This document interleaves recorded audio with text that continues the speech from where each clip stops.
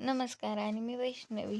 आज आहे पौर्णिमा आणि पौर्णिमेच्या दिवशी घरातल्या आपल्या देवाची पूजा कशी करावी हे मी आज तुम्हाला दाखवणार आहे व्हिडिओमध्ये. तर इकडे सगळे देवाऱ्याचे जे देव आहेत ते मी एका पाण्याच्या भांड्यामध्ये ठेवलेत आणि देवारा स्वच्छ झाडून घेतलाय आणि घरातलं फरशीसुद्धा खूप छान झाडून घेतली आणि फरशी झाडून घेतल्यानंतर इकडे देवाचं पण बघू शकता मी देवारा धुवून घेतलेला आहे पूर्ण आणि हे आपल्या देवाचं ताट आहे ते सुद्धा मी पाण्याने धुवून घेतले आणि आणि देवसुद्धा छान असे पितांबरीने घासलेत आणि घासून झाल्यानंतर इकडे आपल्या देवाचा जो कोरडा आणि माळा आहेत त्यासुद्धा मी धुवून घेतलेल्या आहेत. थोडीशी त्यांना दूध आणि लिंबू पिळलं होतं हे सुद्धा लावलं होतं आणि ते लावल्यानंतर धुवून घेतलेलं आहे आणि आपले देवसुद्धा मांडून घेतले. त्यांना छान असं पारंपरिक पद्धतीने हळदी कुंकू वगैरे लावलेला आहे. देव ज्याच्या त्याच्या जागेवरती नीट मांडावेत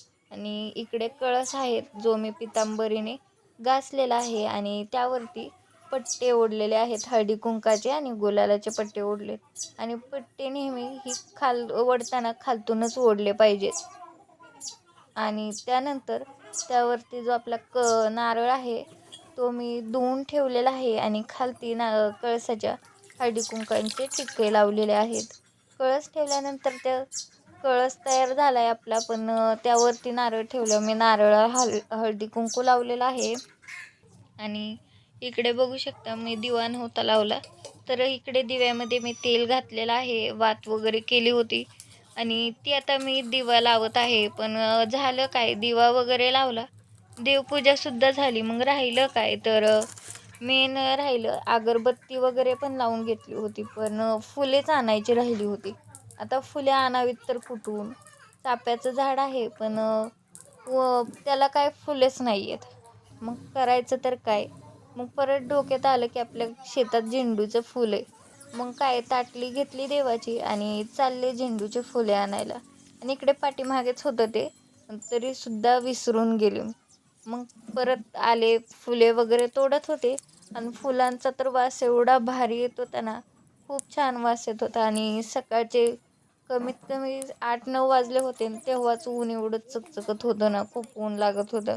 मग तशीच फुले तोडली आणि घरी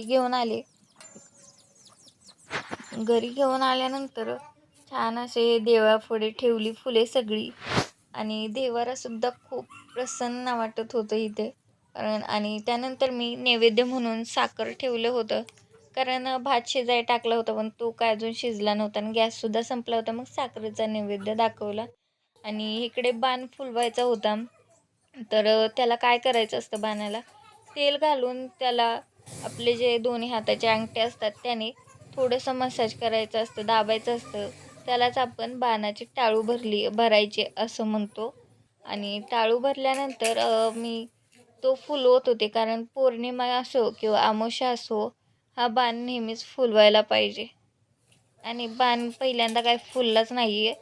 मग परत मी दुसऱ्यांदा ट्राय केलं आणि दुसऱ्यांदा ट्राय केल्यानंतर बाण खूपच छान फुलला होता आणि फुलल्यानंतर इकडे बघू शकता पूर्ण देवारा जो आहे ना आपला तो किती छान दिसत होता. खूप प्रसन्न वाटत होतं खूप छान वाटत होतं आणि तुम्हीसुद्धा अशी पूजा करता का मला कमेंटमध्ये नक्कीच सांगा आणि आपल्या चॅनेलला लाईक शेअर आणि सबस्क्राईब करायला विसरू नका.